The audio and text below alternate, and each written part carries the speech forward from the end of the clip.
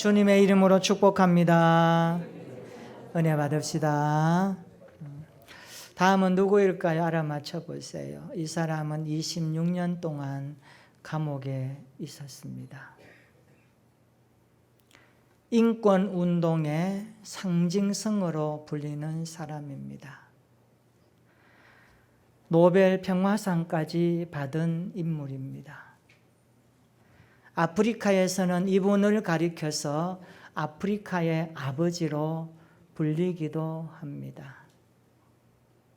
흑인 대통령입니다. 이쯤 되면 감이 오죠. 넬슨 만델라 대통령입니다. 남아프리카 공화국의 흑인 대통령 넬슨 만델라 대통령. 2009년도에 유엔은 그의 인류를 향한 업적을 상징으로 기리기 위해서 만델라의 위대한 정신을 후대에 남기고자 그의 생일 7월 18일을 국제 넬슨 만델라의 날로 정했습니다. 일명 만델라 데이로 정하기도 합니다. 넬슨 만델라 대통령이 되기 전에 감옥에 있었던 이야기입니다. 흑인 인권 운동을 하다가 감옥에 들어갔으니 얼마나 억울하겠습니까? 세상에 평등을 부르짖으며 외쳤던 젊은이가 감옥에 손과 발이 전혀 사용할 수 없는 그러한 곳에 들어갑니다. 어느 날 변호사가 면회를 왔습니다. 어떻게 잘 계십니까? 근황을 물으니까 여긴 지옥이야. 있을 곳이 못 돼. 그러면서 그는 그 감옥의 아픔을 많이 하소연합니다. 그러나 시간이 지나도 감옥은 그대로입니다. 어느 날 만델라가 문득 생각하면서 깨닫습니다. 그렇지. 감옥 안의 환경은 전혀 나아지지 않아. 내가 감옥에 있는 동안 환경은 결코 변하지 않을 것이야. 그게 하나의 직감이 된 겁니다. 그래서 그는 이렇게 생각합니다. 그래, 그렇다면 내 마음을 바꾸어 봐야지. 환경은 변하지 않지만 내 마음은 얼마든지 바꿀 수 있어. 그러면서 그는 마음을 바꾸기 시작합니다. 긍정적으로 생각하고 적극적으로 생각하고 그 현실을 불평하지 않기로 마음먹습니다. 그렇게 하다가 보니까 감옥인데 자기의 마음이 편안함을 느낍니다. 감옥이 아니었습니다. 얼마 후에 다시 변호사가 면회를 왔습니다. 아직도 수감 생활이 힘드십니까? 아니요. 지금 수감 생활이 어렵지 않습니다. 아, 그렇군요. 그동안 환경이 많이 개선되었는가 보군요. 라고 묻자 그는 이렇게 말합니다. 아니요. 감옥은 그대로입니다. 그러나 내 마음을 바꾸기로 결심했습니다. 그렇게 이야기합니다. 여러분, 성경은 마음에 대해서 많은 말씀을 기록하면서 마음에 대해서 강조점을 많이 두고 있습니다. 위대한 빌리 그레함 목사님이 세계 곳곳을 순회하면서 복음 전도자의 사명을 많이 했습니다.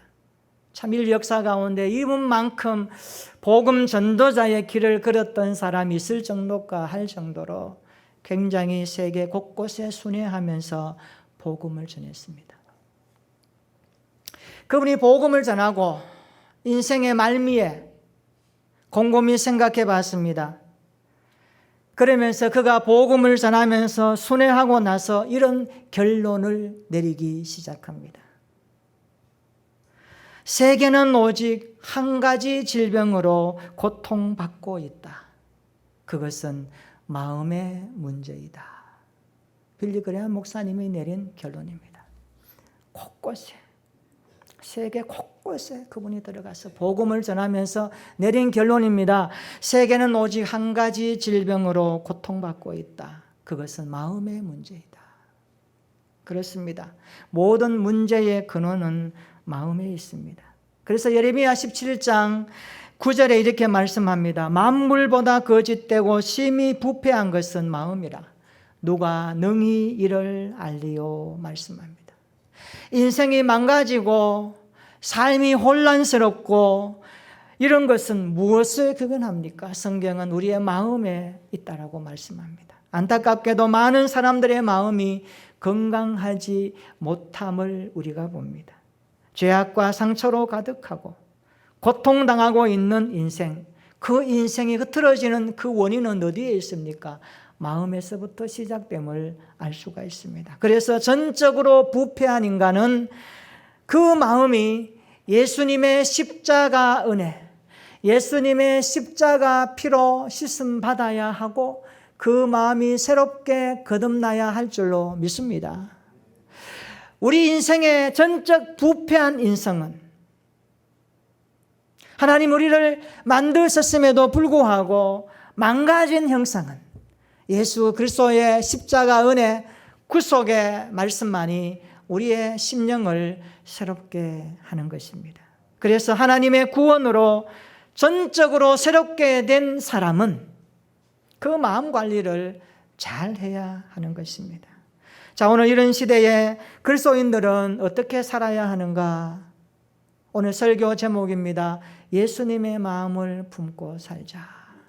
예수님의 마음을 품고 살자. 하나님의 자녀는 예수님의 마음을 품어야 합니다. 우리가 예수 믿기 시작한 이상 예수님의 마음이라고 하는 이 사실을 깊이 묵상하고 고민하고 이 부분을 향하여서 우리의 지적인 사고 능력을 집중하지 않는다면 우리의 신앙생활이 겉돌 수 있습니다. 그래서 예수님의 마음을 품는 것이 무엇인가? 평생 동안 주님과 함께 사는 예수님의 마음은 무엇일까?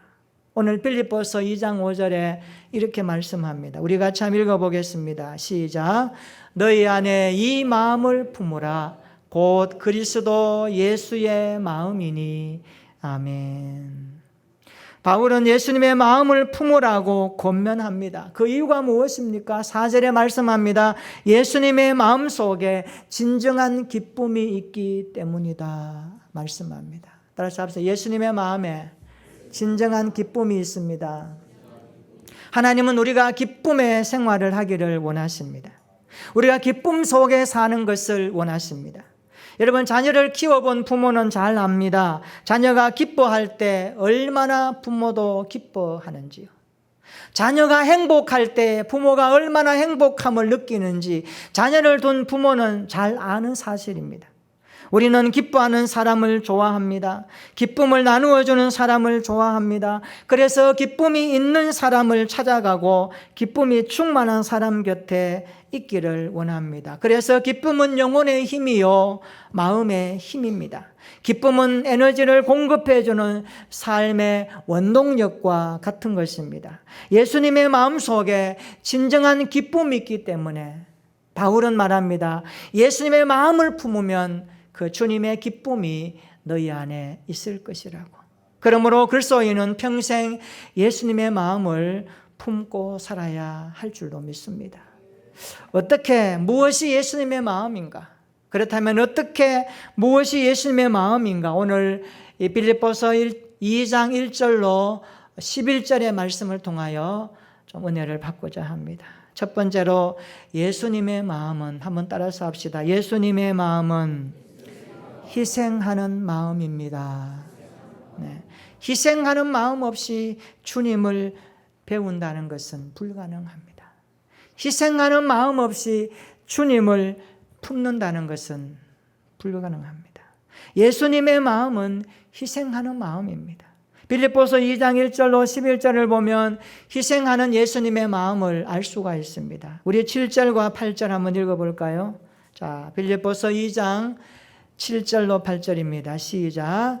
오히려 자기를 비워 종의 형체를 가지사 사람들과 같이 되셨고 사람의 모양으로 나타나사 자기를 낮추시고 죽기까지 복종하셨으니 곧 십자가에 죽으심이라. 아멘. 예수님은 비우고 낮추고 복종하심으로 희생하셨습니다. 비우는 것, 낮추는 것, 복종하는 것은 희생이 있기 때문에 가능한 겁니다. 우리가 살다가 보면 희생해야 할 때가 참 많습니다. 가족을 위해서도 희생해야 하고, 이웃을 위해서도 희생해야 하며, 회사를 위해서도 희생해야 할 때가 있습니다. 친구를 위해서도 희생해야 할 때가 있습니다. 교회는 어떻습니까? 주님의 교회를 위해서 희생해야 할 우리의 신앙생활 얼마나 많이 있습니까? 우리의 목장을 위해서도 희생해야 할 때가 있습니다. 전도회를 위해서도 희생해야 할 때가 있습니다. 주일학교를 위해서도, 아이들을 위해서도, 교사는 교사대로, 전도회는 전도회대로, 목장은 목장대로 희생하는 마음이 있어야 합니다. 우리는 서로를 위하여 희생하는 마음을 가져야 합니다. 때로는 상대방이 연약하기 때문에 내가 먼저 희생해야 할 때도 있습니다. 이것이 하나님의 뜻이기 때문에 하나님이 기뻐한다는 사실을 기도하면서 성령이 주시는 감동 때문에, 아니 말씀을 읽을 때에 우리의 마음에 걸리기 때문에, 그래 이거 희생하는 것이 하나님이 원하는 거야 직시하면서 우리가 희생할 때가 있습니다. 그렇습니다. 그 모든 것들은 우리 안에 주님의 마음이 있음을 확인하는 시간입니다. 저와 여러분들이 내가 먼저 희생하고 하나님의 나라와 교회를 위해서 희생하는 주님의 마음이 우리 안에 자리 잡기를 주님의 이름으로 축원합니다. 여러분, 희생하는 곳에 복음이 드러나고 희생하는 곳에 감동이 있지 않습니까? 희생하는 곳에 주님의 일하심을 경험할 수가 있습니다. 그러므로 희생하는 마음이 예수님의 마음입니다. 나는 교회를 위하여, 주님을 위하여 얼마만큼의 희생을 하고 있는가? 내 안에 희생하는 예수님의 마음이 얼마만큼 자리 잡고 있는가? 오늘 교회를 세우는 일에 팔을 걷어붙이고 함께 희생하며 주님의 나라를 확장하는 일에 모두가 동력할 수 있는 우리 교회가 되기를 진심으로 축원합니다. 저는 우리 교회 표어대로 예수님의 마음이 희생함으로 온전해질 수 있기를 축원합니다. 희생하는 예수님의 마음으로 성숙해 갈 수 있기를 축원합니다. 희생하는 마음이 주님의 마음입니다. 주님의 마음은 어떤 마음일까요? 두 번째로, 예수님의 마음은 포용하는 마음입니다. 국어사전에 포용이라는 뜻을 보면 이렇습니다. 남을 아량있고 너그럽게 감사 받아들인다. 남을 아량있고 너그럽게 감사 받아들인다. 그 사람에게 가면은 다 받아주는 거예요. 마치 큰 바다처럼 그 사람의 품은 넓은 거예요. 포용하는 마음입니다. 예수님은 연약한 우리들을 포용해 주셨습니다. 예수님은 죄인으로 살고 있는 우리를 포용해 주셨습니다. 예수님은 하나님과 원수된 우리들을 포용해 주셨습니다. 바울은 말합니다. 우리를 포용하신 예수님의 마음을 이렇게 기록합니다. 로마서 5장 6절입니다. 우리가 아직 연약할 때에, 로마서 5장 8절입니다. 우리가 아직 죄인 되었을 때에, 로마서 5장 10절입니다. 곧 우리가 원수 되었을 때에 우리를 포용해 주셨다라고 말씀합니다. 예수님 우리를 포용하신 장소가 어디입니까? 십자가 위 아닙니까? 십자가 위에서 죄인인 우리를 위해서 인류를 포용하시고 인류를 가슴에 품고 주님이 그 핏값을 받으신 것입니다. 예수님은 십자가 위에서 우리를 포용하셨습니다. 그래서 누구든지 십자가 위에서 예수님을 만나야 구원을 받는 것입니다. 할렐루야.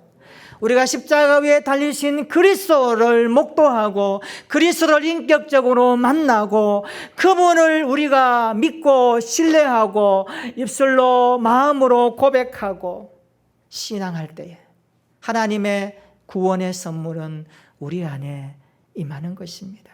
만약에 예수님께서 십자가 위에서 우리를 포용하지 않으셨다면 우리는 아직도 연약한 모습 그대로, 죄인인 모습 그대로, 하나님과 원수된 그대로 살아야만 하는 것입니다. 그러나 바울은 말합니다. 로마서 8장 1절로 2절에 예수님이 우리를 포용하시고 우리의 죄까지 다 짊어지시고 감당하셨기 때문에, 그러므로 이제 그리스도 안에 있는 자에게는 결코 정죄함이 없나니 이는 그리스도 예수 안에 있는 생명의 성령의 법이 죄와 사망의 법에서 너를 해방하였다라고 선포하고 있습니다. 우리 안에 예수님의 마음이 있기를 축원합니다. 포용하는 예수님의 마음이 우리 서로의 마음 안에 자리 잡기를 축복합니다. 상대방의 그 어떤 것도 포용할 수 있는 예수님의 마음을 가지고 믿음 생활할 수 있기를 축원합니다. 세 번째로 예수님의 마음은 섬기는 마음입니다. 한번 따라서 합시다. 예수님의 마음은 섬기는 마음입니다. 우리 안에 섬김의 마음이 있다면 그것은 예수님의 마음이 섬김으로 나오는 것입니다. 예수님 시대의 아들과 어머니가 일심동체가 돼요. 한 자리 해 주십시오 라고 부탁한 내용이 복음서에 나와 있습니다. 마태복음 20장과 마가복음 10장에 나옵니다. 마태복음 20장에 보면 야고보와 요한의 어머니 살로메가 어느 날 주님께 말합니다. 나의 두 아들이 주의 나라에서 하나는 주의 우편에 하나는 주의 좌편에 앉게 하소서 부탁을 합니다. 여러분, 자식을 둔 어머니의 마음이 느껴지지 않습니까? 어느 부모인들 자식이 잘 되기를 원하지 않는 부모가 어디 있겠습니까? 살로메도 야고보와 요한 그 두 아들을 놓고 주님께 부탁합니다. 주님, 주의 나라에서 내 두 아들을 주님의 오른쪽과 주님의 왼쪽에 좀 사용해 주십시오. 살로메가 누굽니까? 예수님의 모친 마리아와 친자매간입니다. 그러니까 예수님께는 이모가 되는 거죠. 혈연 지연도 예수님 시대에 있었습니다. 그리고 마가복음 10장에 보면 야고보와 요한이 주님께 나와서 부탁을 합니다. 같은 본문인데 같은 맥락입니다. 뭐라고 말합니까? 주의 영광 중에서 우리를 하나는 주의 우편에 하나는 주의 좌편에 앉게 하여 주십시오. 소위 요즘으로 말하면 어떤 겁니까? 권력의 핵심 자리에 우리를 좀 사용해 주십시오. 그 부탁 아니겠어요? 자, 이 말씀을 듣고 나서 예수님이 이렇게 정리하십니다. 이 말씀을 잘 들어야 됩니다. 이 내용이 중요합니다.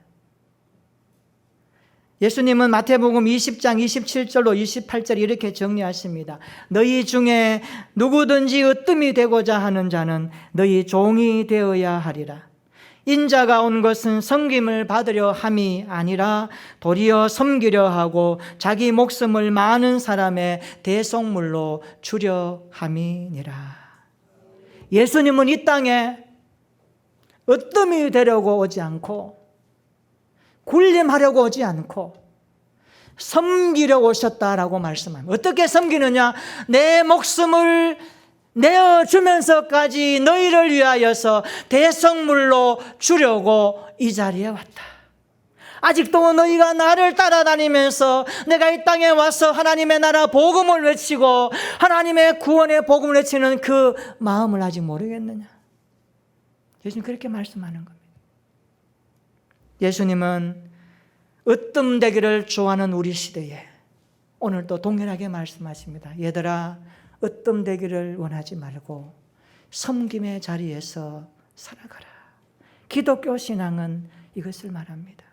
자기 목숨을 많은 사람의 대속물로 주려고 오셨듯이 우리가 정말로 목숨을 다하여 주님을 섬기듯이 우리의 생명을 다하여 연약한 자들을 위하여서 가슴의 아픔을 가지고 기도하고 연약한 자들을 위해서 섬김의 마음이 예수님의 마음으로 투영된다면 그것에 하나님의 영광이 드러날 줄로 믿습니다.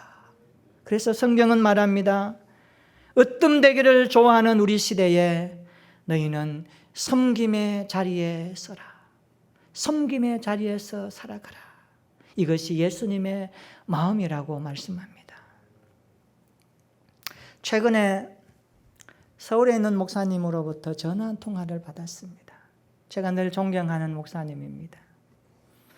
이 목사님 잘 계십니까? 네, 평안합니다. 그런데 목사님, 조금 있으면 국민일보에서 기자 한 분이 목사님께 전화할 것입니다. 아니, 왜요? 네, 제가 목사님을 생각하면서 국민일보